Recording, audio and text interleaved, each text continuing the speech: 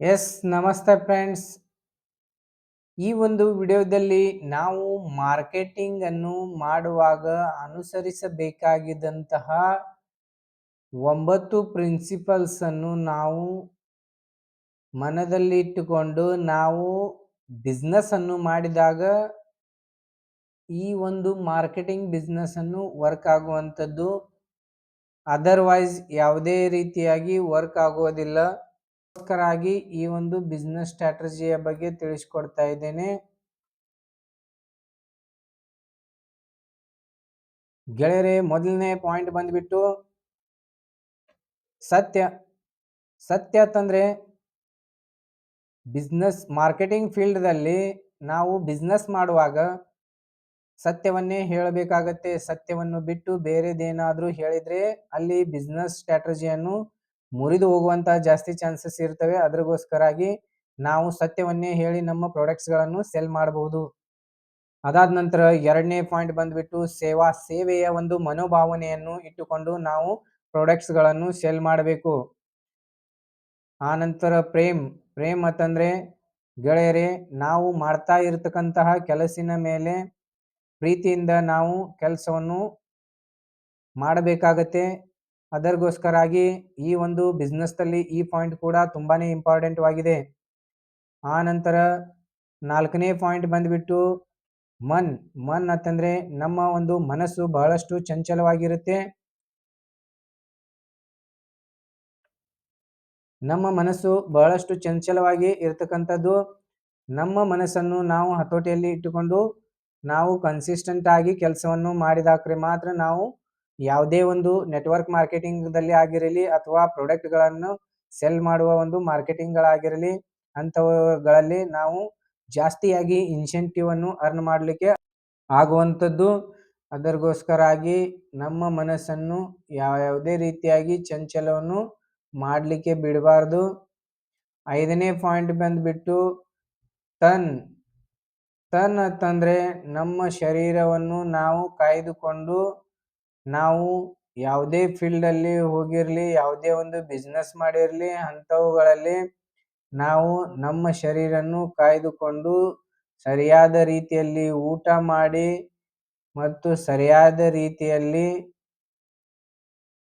Totally ಎಲ್ಲ ನಮ್ಮ ಶರೀರವನ್ನು ಚೆನ್ನಾಗಿಟ್ಟುಕೊಂಡು ನಾವು ಬಿಸ್ನೆಸ್ ಅನ್ನು ಮಾಡಬೇಕಾಗತ್ತೆ. ಕೆಲವೊಬ್ರು ಊಟ ಬಿಟ್ಟು ಬಿಸ್ನೆಸ್ ಮಾಡ್ತಿರ್ತಾರೆ. ಆ ಒಂದು ಸಂದರ್ಭದಲ್ಲಿ ನಮ್ಮ ಶರೀರನ್ನು ಹಾಳಾಗಿ ನಾವು ದವಾಖಾನೆಗೆ ಹೋಗುವ ಒಂದು ಪರಿಸ್ಥಿತಿ ಇರುತ್ತೆ. ದವಾಖಾನೆಗೆ ಹೋದಾಗ ಅಲ್ಲಿ ನಮ್ದು 2 ರಿಂದ 3 ದಿನ ನಮ್ದು ಅಲ್ಲೇ ಹೋಗತ್ತೆ. ಮಾರ್ಕೆಟಿಂಗ್ದಲ್ಲಿ ಖರ್ಚು ಮಾಡುವಂತಹ ಸಮಯ ನಾವು ದವಾಖಾನೆಯಲ್ಲಿ ಖರ್ಚು ಮಾಡಬೇಕಾಗತ್ತೆ. ಅದಕ್ಕೋಸ್ಕರಾಗಿ ನಾವು ನಮ್ಮ ಶರೀರನ್ನು ಕಾಪಾಡಿಕೊಳ್ಬೇಕು. ಹಾಗೇನೆ ಆರನೇ ಪಾಯಿಂಟ್ ಬಂದ್ಬಿಟ್ಟು ಧನ್ ಅಂತಂದ್ರೆ ದುಡ್ಡು, ಮನಿ. ಗೆಳೆಯರೇ, ಇದು ಕೂಡ ತುಂಬಾ ಇಂಪಾರ್ಟೆಂಟ್ ವಾದದ್ದು. ಅದರ ಜೊತೆಯಾಗಿ ಇವು 5 ಅಂಶಗಳ ಜೊತೆಯಾಗಿ ನೀವು ದುಡ್ಡು ಕೂಡ ಅರ್ನ್ ಮಾಡಬಹುದು.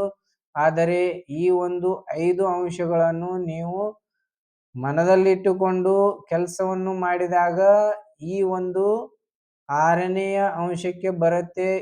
ಇದರಿಂದ ದುಡ್ಡು ಅರ್ನ್ ಮಾಡಿಕೊಳ್ಳಬಹುದು. ಆ ನಂತರ 7ನೇ ಪಾಯಿಂಟ್ ಬಂದ್ಬಿಟ್ಟು ಭಕ್ತಿ ಇರಬೇಕಾಗತ್ತೆ. ನಮ್ಮ ಒಂದು ಈ ಮಾಡ್ತಾ ಇರ್ತಕ್ಕಂತಹ ಬಿಸ್ನೆಸ್ಸಿನ ಮೇಲೆ ಭಕ್ತಿಯನ್ನು ಇಟ್ಟುಕೊಂಡು ನಾವು ಬಿಸ್ನೆಸ್ ಅನ್ನು ಮಾಡಬೇಕಾಗತ್ತೆ. ಆ ನಂತರ 8ನೇ ಪಾಯಿಂಟ್ ಬಂದ್ಬಿಟ್ಟು ಯುಕ್ತಿ ಅಂತಂದ್ರೆ ನಾವು ತಲೆಯನ್ನು ಓಡಿಸಿ ನಾವು ಕೆಲಸವನ್ನು ಮಾಡಲಾರದೆ ಒಮ್ಮೆ ಆ ಕೆಲಸಕ್ಕೆ ಎಫರ್ಟ್ ಹಾಕಿಕೊಂಡು ನಾವು ಕೆಲಸವನ್ನು ಮಾಡಿಬಿಟ್ರೆ ಅದು ಆಟೋಮೆಟಿಕ್ ಆಗಿ ಕೆಲಸ ಆಗ್ತಾ ಇರಬೇಕು. ಅಂತ ಒಂದು ಯುಕ್ತಿಯನ್ನು ನಾವು ಕಲಿಯಬೇಕಾಗತ್ತೆ. ಇಂಥ ಯುಕ್ತಿಗಳನ್ನು ಕಲಿಯಲು www.sanjeevkare.com ದಲ್ಲಿ ಈ ಒಂದು ವೆಬ್ಸೈಟ್ನಲ್ಲಿ ನಿಮಗೆ ಸಾಕಷ್ಟು ವಿಡಿಯೋಸ್ಗಳು ಕೂಡ ಸಿಗುತ್ತವೆ. ಹಾಗೆಯೇ ನಾನು ಒಂದು ವೆಬಿನಾರನ್ನು ಮಾಡ್ತಾ ಇದ್ದೇನೆ. ಆ ಒಂದು ವೆಬಿನಾರ್ದಲ್ಲಿ ಈ ಒಂದು ಯುಕ್ತಿಯನ್ನು ಯಾವ ರೀತಿಯಾಗಿ ನಾವು ನಮ್ಮ ಬಿಸ್ನೆಸ್ಗೆ ಕನೆಕ್ಟಿವಿಟಿ ಮಾಡಬೇಕು ಅನ್ನೋದನ್ನು ತಿಳಿಸ್ಕೊಡ್ತಾ ಇದ್ದೇನೆ.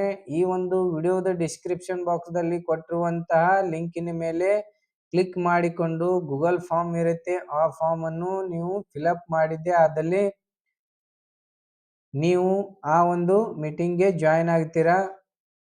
ಹಾಗೇನೆ ಗೆಳೆಯರೆ 9ನೇ ಪಾಯಿಂಟ್ ಬಂದ್ಬಿಟ್ಟು ಶಕ್ತಿ.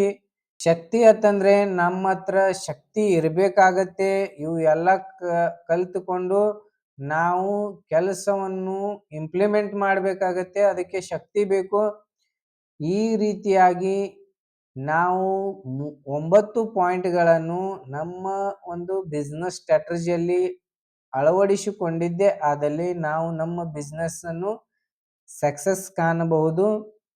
ಗೆಳೆಯರೆ, ಈ ಒಂದು ವಿಡಿಯೋದಲ್ಲಿ ಹೇಳಿರುವಂತಹ 9 ಪ್ರಿನ್ಸಿಪಲ್ಸ್ಗಳ ಬಗ್ಗೆ ನಿಮ್ಮ ಅಭಿಪ್ರಾಯವನ್ನು ಕಮೆಂಟ್ ಬಾಕ್ಸ್ದಲ್ಲಿ ಕಮೆಂಟ್ ಮಾಡಿ ತಿಳಿಸಿ. ನೀವು ಕಮೆಂಟ್ ಮಾಡಿ ತಿಳಿಸಿದ್ರೆ ಮಾತ್ರ ನನಗೆ ಮುಂದಿನ ಒಂದು ವಿಡಿಯೋವನ್ನು ಮಾಡಲು ಪ್ರೋತ್ಸಾಹವನ್ನು ಸಿಗುತ್ತದೆ. ಅದಕ್ಕೋಸ್ಕರಾಗಿ ಕಮೆಂಟ್ ಬಾಕ್ಸ್ದಲ್ಲಿ ಕಮೆಂಟ್ ಮಾಡಿ. ಏನೇ ವಿಡಿಯೋಗೆ ಅಲ್ಪ ವಿರಾಮವನ್ನು ಕೊಡ್ತಾ ಇದ್ದೇನೆ. ಹಾಗೆಯೇ ನನ್ನ ಈ ಒಂದು ಚಾನಲ್ಗೆ ಫಸ್ಟ್ ಟೈಮ್ ವಿಸಿಟ್ ಮಾಡ್ತಾ ಇದ್ರೆ ಪ್ಲೀಸ್ ಚಾನಲನ್ನು ಸಬ್ಸ್ಕ್ರೈಬ್ ಮಾಡಿಕೊಳ್ಳಿ. ಹಾಗೆಯೇ ಪಕ್ಕದಲ್ಲಿ ಇರ್ತಕ್ಕಂತಹ ಬೆಲ್ ಐಕನ್ ಮೇಲೆ ಕ್ಲಿಕ್ ಮಾಡೋದನ್ನು ಮರೆಯಬೇಡಿ. ಏಕೆಂತಂದರೆ ನಾನು ವಿಡಿಯೋಸ್ಗಳನ್ನು ಅಪ್ಲೋಡ್ ಮಾಡಿದ ತಕ್ಷಣ ನಿಮ್ಮ ಹತ್ರ ನೋಟಿಫಿಕೇಶನ್ ಅನ್ನು ಬರುತ್ತೆ.